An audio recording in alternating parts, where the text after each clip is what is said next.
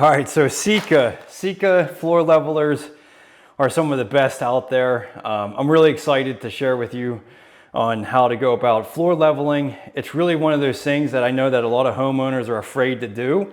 And I definitely wanted to let you know that it's not something to be scared of, because this is really gonna make it really easy for the rest of your bathroom renovation. Having a nice level floor makes every aspect of building on top of it much easier.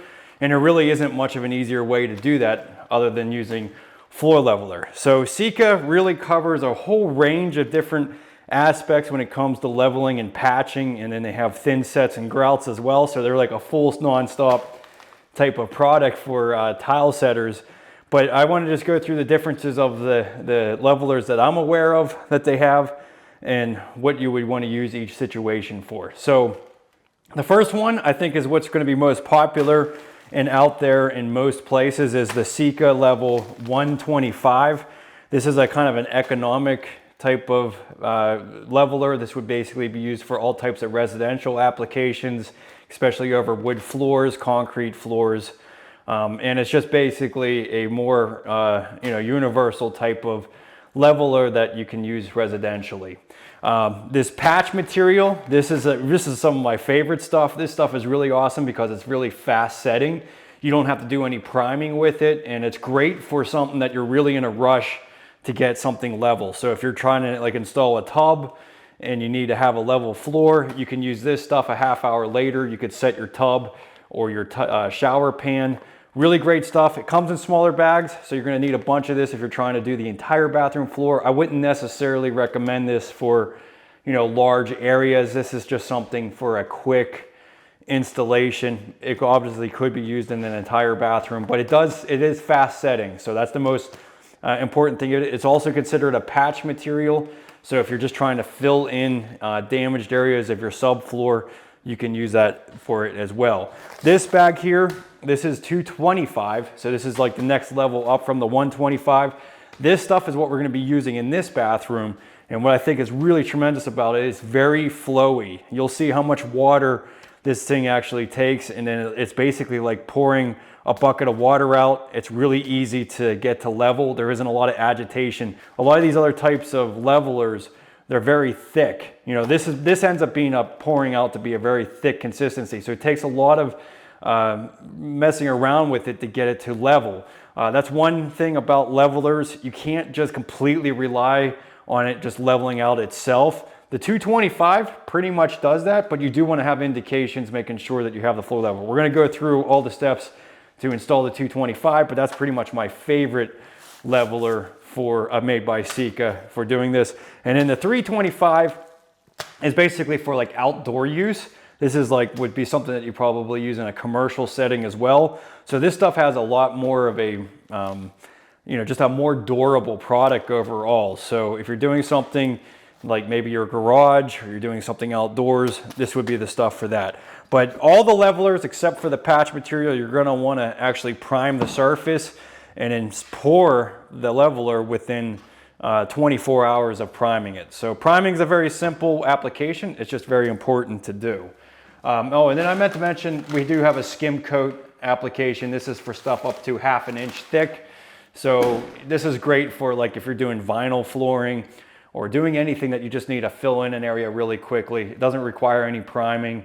So it's kind of similar to the patch material, just a little bit less of a thickness that you can actually do. But they have two different types of primers. This primer, Easy 2, this is basically for a tougher type of substrate that you're trying to bond to.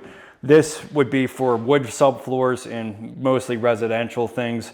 That's what we're gonna be using. The primer is just an important application to make sure that this stuff is actually gonna bond to the surface. So let's go ahead and prep the leveling for this bathroom. That's one of the most important aspects of leveler.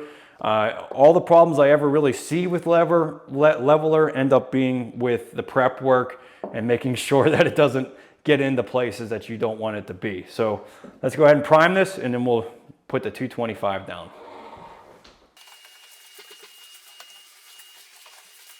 Okay, and then one thing about floor leveler is that you need to have a little bit of expansion contraction against your walls or anything. You basically don't want everything meeting right up against there. It needs a little bit of expansion and contraction. So I think the easiest way to go about it is using spray foam. This will also create a seal against anything from going underneath of the wall.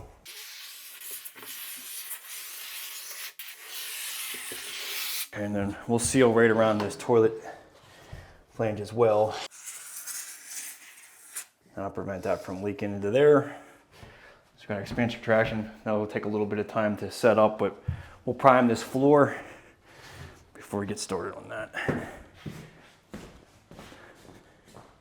Okay, so this could be used as full strength or be diluted. So you could go to 3:1 as far as the water ratio goes on this, but you want to use the primer 1+ for wood subfloors. So this is an OSB floor, and I'm just going to use a brush to work it in. You can use a 3/8 inch nap roller, but a brush is actually going to make sure that this really bonds well and gets it worked into the surface.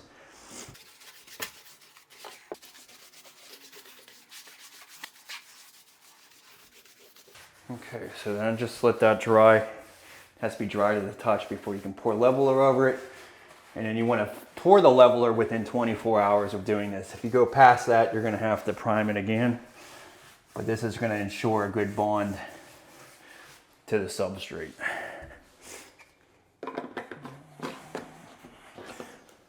All right, so it's only been about a half an hour, 45 minutes, and everything's dry to the touch. That's all you need to know, or that's all you need for this primer before you can pour leveler over top of it. So this particular SikaLevel 225 is super fluid. It's highly fluid. So it's gonna pour out kind of like water, and it's gonna be pretty easy to get to level, but you still wanna have indications of how high you need to bring the floor leveler. It's just gonna help reference it and make sure that you're not pouring more than you actually need. So first step is to find the high point of the bathroom. So I have a laser set, so I think this is the high point over here. It's 3 3/4, 4 1/4. It's about 4 3/8, and 4 1/8. So this is the high point of my bathroom. So yeah, it's almost 3 1/2 up here. So I'm just gonna put a screw and make this, the minimum thickness of the floor leveler is 1/16. So you don't need a whole lot. I'm gonna make it about 1/8 for it. So basically just the top of that screw head, and let's just see what that is. So I got 3 5/8. So that's basically what I want all of my screw indicators to read, is 3 5/8. That's 3 3/8. That's 3 1/2. So you basically just bring these screws down to where everything meets, and that's 3 5/8 right there. So on this end, I almost have 5/8 of an inch thickness of floor leveler that I need to bring it up to. And just put an indicator over here. That's about 3 5/8 there too. Now you can put as many screws as you want to give yourself reference. It's 3 5/8. I'll just put one more over here maybe. 3 5/8, okay. Yeah, that's good. Okay, so now we've got our screw indicators. Now we'll just pay attention to that when we pour the leveler. Now one rule with this is that you can only go up to 2 inches at a time. So hopefully you don't have a floor that's that unlevel, but we have 5/8 of an inch to 1/8 of an inch on this side. So I would imagine 2 bags would probably do this, but we'll see where we get to. Okay, so we need just about 6 quarts of water per bag. So make sure you measure it. And then if you don't want some things to overflow, cut a bucket, extend your bucket, makes it a lot nicer.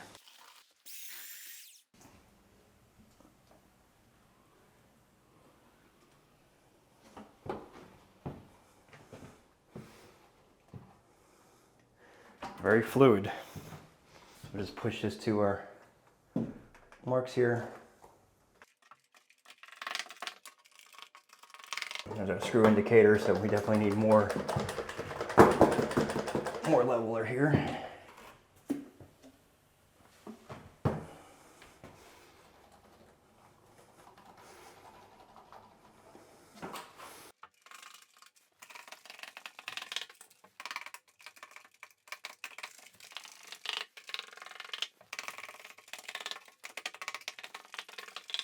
I'm gonna need more. Okay, so you can see my screw indicator right here. I still need to fill up to that. And I have a screw over here, which is pretty much covered. And then I can see it's covered over there. So I don't know. I don't think I'm gonna need a full bag here, but we'll just pour this and fill the rest here.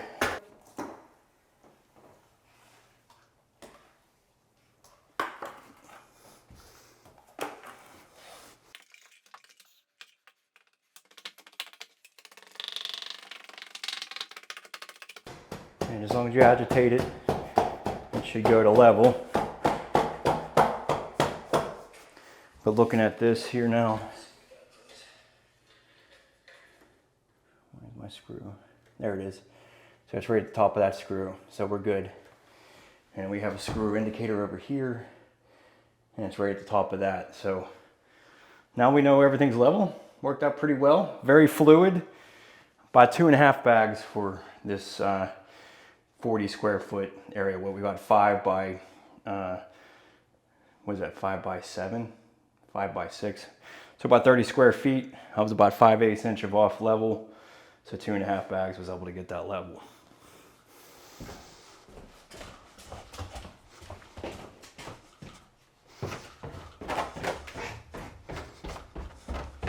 Okay, so next morning, so check this out. Pretty nice and level. Nice solid surface, nice and level, really nice and flat too. Definitely a way to go.